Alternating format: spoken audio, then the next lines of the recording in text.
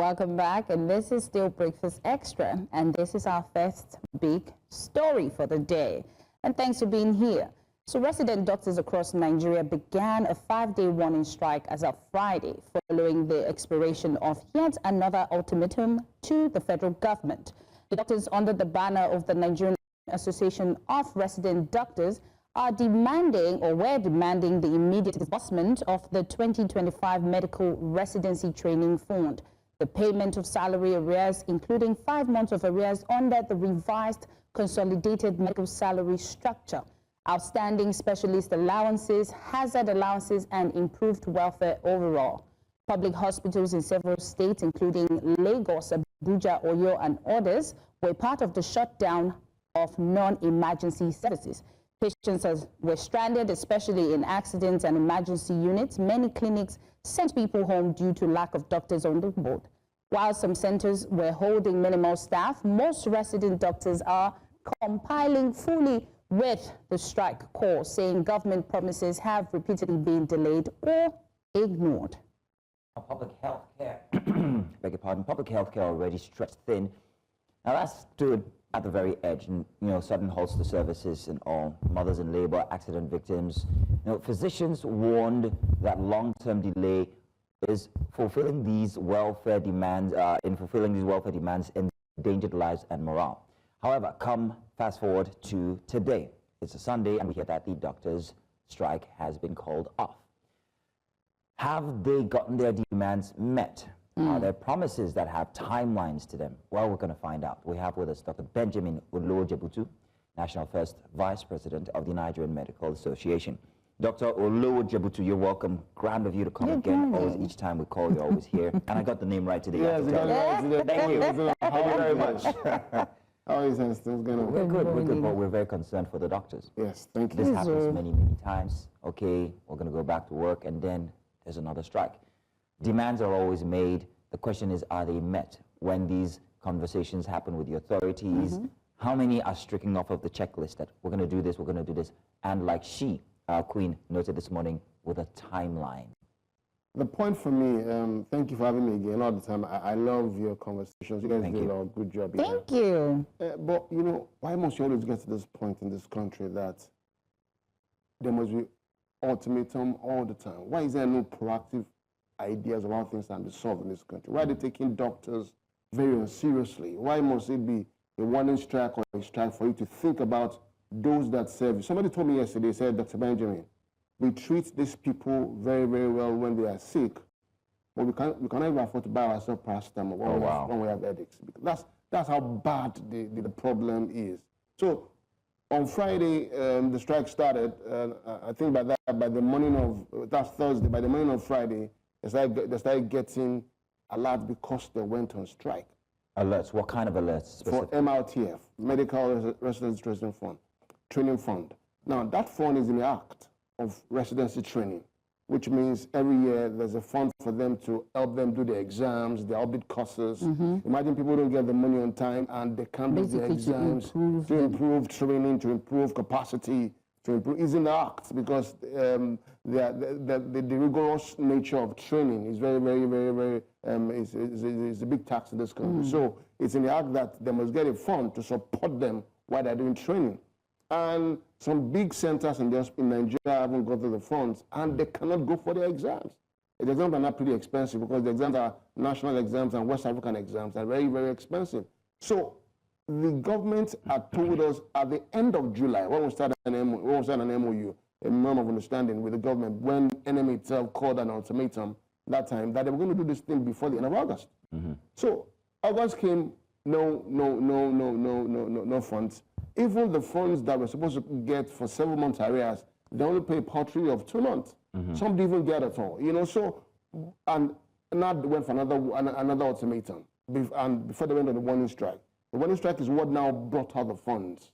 So was the funds not there before? I don't understand. Because there was a shutdown in the healthcare space, the government understood that we're not joking. And they now paid the MRTF. But the the comments arrears of 7 months or 5 months. Let me read that list. Go ahead. There is the case of settling 5 months arrears stemming from 25 to 35%. Not done. Not done yet. Not done. Payment of 2024 accountant.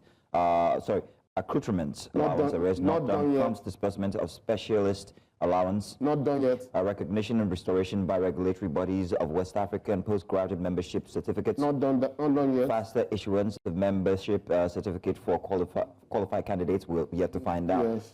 Other welfare issues, challenges in Kaduna, and specifically hospital concerns such as those at Lautech in Ogbomosho. Not solved yet. Now, you had at least 7 demands. One of them was kind of like, let's just give them a low-hanging fruit, the MRTF.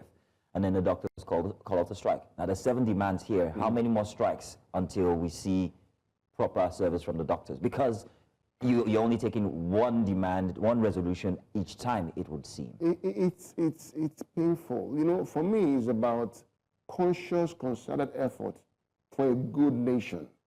And the fulcrum of a good nation is to show care to the people that serve the nation. You can't ask us to be patriotic in this country, and you as government are not giving us our flowers, because these doctors work 72 hours, sometimes a whole 30 days on call, and passionately giving their best to this country. Right. And we have to beg for what it is in the law, what is rightful theirs, you know. And it's painful that these doctors are still going ahead. We lost a doctor a couple of weeks ago, you know, in the hospital. We lost another one day before yesterday, another resident yesterday before yesterday, yes. And, you know, and the burdensome of the work, the seriousness of the work is getting more because there are fewer doctors doing a lot of job and everything. And the things that make them just feel a little happy that they are being appreciated, you're not doing it for them. So it looks as if we are doing the doctors a favor to get their rightful things. And it's painful.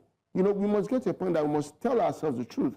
And I need you media people that help us amplify this problem. Right. Because all of us are in the same country. It can't be the doctors alone talking about these challenges. You all have voices. You are big media people. Let people know that our lives are being affected as doctors in this country. Our lives are being affected because people just work and drop dead. No welfare package, no improvement in salaries. The last time we had salary improvement, salary bargain was 11 years ago. 11 years ago, Mazino, and that's like you beg for it. And the CBA says every 3 years you do a negotiation with your employer and you. But right now we're just here working hard. So one demand was done because people have to write their exams very soon. The national exam was just postponed because people couldn't pay for the exam, so they postponed it, and they got this money. So they can use this money not to pay for the exams that did to do like a couple of weeks to go. But that is not good. So it's like you give like a small water just to take to whet your appetite, and it's not very good. These demands are easy to be done if the government is very serious about doctors. So I think you mentioned that, you know, the fees for the exams are pretty expensive. And I think we talked a few weeks ago about, you know, how much doctors were earning. I think something about 200K a month. Yes, I'd like to know how much this exam, what are the ranges for this exam? Between $1,400,000 and $1,500,000. So how do you guys pay for this? I see where you're going. That is why that part of the MRTF was in the act, to cushion these challenges. But the government doesn't understand. So let me give you a scenario. If government understands business, if you don't pay this MRTF for the people that are ready to go for exam, Right. you will still pay it. So you keep them in the waiting pool for another year. So you are using the funds for this year because you didn't pay them on time. They can't write their exams, but you must still pay them. So the longer they stay in the residency training, the more you have to pay them the MRTF fund. The more you are like using funds that meant for other people, because you are the ones wasting money. So for example, if they do it at the right time, people do the exams on time, they transit, some other person comes in. So that slot is not used over many times because you are fulfilling a part of the bargain. So imagine that if you didn't go on strike now, they won't pay this money.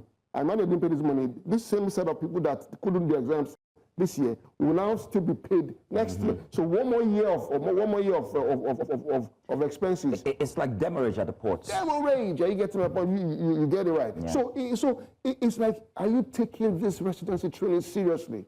Do you really care about Nigerians like you say you care about them? Because imagine what happened on Friday. People died, people didn't get access to healthcare, people didn't get access to seeing doctors, because the fulcrum of the doctors in this country are the resident doctors. They're the ones that the largest number of affiliates we have in NMA, and they work very, very passionately. So we must think about the future of healthcare in this country. People that are still saying, let's keep this country sane, let's work for this country, let's be Nigerians for Nigerians. We're going to stay back here. We're not going to go out there because we believe that somebody must treat our family, somebody must treat the Nigerians. Let's stay here. And you don't care about them. You know, this conversation keeps me like... Yeah, I can see it's agitating you. So Mazino mentioned something earlier. You gave like 7 lists of things that you guys, the demands, right? And then they gave just a snippet of one of it. And then now the strike is called off. Because we care about Nigeria. Because you care about Nigeria. So how long will this care continue? Do you think you guys will come to a point where you have to say, you know what, no more strike and pay us what you owe? Because if they're giving you just a stipend and then for you to go back to work, I'm a bit concerned as and to... what tools would you use to make that demand? Would it be another strike? Because these strikes seem not to work. Because even the Doctors Association are really not putting their foot down, is what you're trying to say. Yes. Like, for instance, it's a Sunday and the strike has been called off. What benchmark has been put in place to ensure that whatever the demands are, that they are resolved? What guarantee do the doctors have that these are going to definitely we don't have any guarantee. So is it just love for... I know the doctors' oath is strong, but you are also human beings at the end. Right. I like the fact that you understand what human beings. That's what I'm saying. You know, we're exhausted. It looks like we're exhausted. The doctors have tried. They've given ultimatums. We've given timelines. We've almost literally begged for money. Because I had to call my friends in CBN about the money for the doctors MRTF. It's painful that government is not understanding the gravity of not taking care of us. So a lot of the country, people, the doctors called off the strike. But I can assure you, there's a limit you can push people to. It's called a breaking point. There's a limit to what love can do. There's a limit to what love can do. And we all go to the same market. And the market doesn't ask you, are you a doctor or a broadcaster? You just have to pay. Yes. Some doctors can't even pay their school fees of their children anymore because the economy is in shambles. And then we're losing a whole lot by moving out to another country. What I want government to understand is that when you don't take care of your own, when you lose it, you shouldn't complain. There's not one doctor to about 10,000 patients in this country. Do the math. For every doctor that moves out or that dies, you lose the capacity to treat 10,000 people. And we're not getting enough of that. Now, if government thinks about healthcare as a social enterprise that increases the GDP of the nation in the outlook, that you take care of your own, and everybody that are pushing their best into the workforce of the country, they are working tirelessly. The least you must do for them is appreciate them. Imagine a doctor earning about 50,000 naira a month. What does that do for the doctor? How can he take care of his family?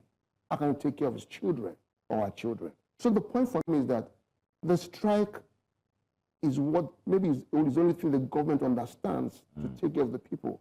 But sometimes because of the love and our Hippocratic oath of the people, you can't see people dying and you just see them dying but we are humans. Let government take us more seriously. These demands are not far-fetched. So just sit down. Dr. B, what are these delicate benchmarks or guarantees? And I use the word delicate purposely because of the situation doctors find themselves with the Hippocratic Oath. What are these benchmarks that have been put in place, especially in this instance, to ensure that the government comes to your demands? So there is an ongoing collective bargaining agreement with that stem out of the MOU we signed. The MOU is the Memorandum of Understanding we signed with NMA a couple of weeks ago, end of July, that has started. And the fact is that the Minister of Labour is the one conciliating for government and having meetings with us and asking for our demands. The meeting started about a week ago. We have another one scheduled for Thursday and Friday, where we're now engaging government and telling them this is what is peculiar to Nigerian doctors, these are the things we want them to do. And I'm hopeful that the government will understand that where we were 11 years ago is not where we are now, and their demands we've asked them for, and we submitted our demands. You know, hopefully by Thursday, Friday, we have a sit down with the government that involves the Minister of Health, hopefully the Minister of State for Health, and also the Minister of Labor. Sit down with us as doctors, and we can engage. And in engagement, it will be a superior argument. Why do you want this and that? And this is what makes it important for us. For example, there's an allowance we actually called scarce skill allowances, which means now that we have fewer doctors in this country and more patients, we must get that skill of doctor is not very, very scarce. So there's an allowance that should cover that kind of allowance. You know, we have allowance called hard to reach areas. You know, some doctors leave their houses and work in very extra efforts together. So we've put up a very, very robust engagement schedule. And I believe with our thought processes, our passion, and our negotiating skill, we can get this thing from the government. Well, we're hoping with you because we actually feel the issues that doctors are going through, and strike might not be the best thing, especially with the consideration for life of patients and all. Yeah. But Dr. Olowojebutu, want to say thank you very much for giving us better... Stick to the first name, Dr. Benjamin. I like the traditional Nigerian, you know, heritage. I don't want to murder your name. No, you're not going to try it. All right, just do Dr. B. Dr. B, thank you very much for joining us over. this morning. Anytime. Thank you.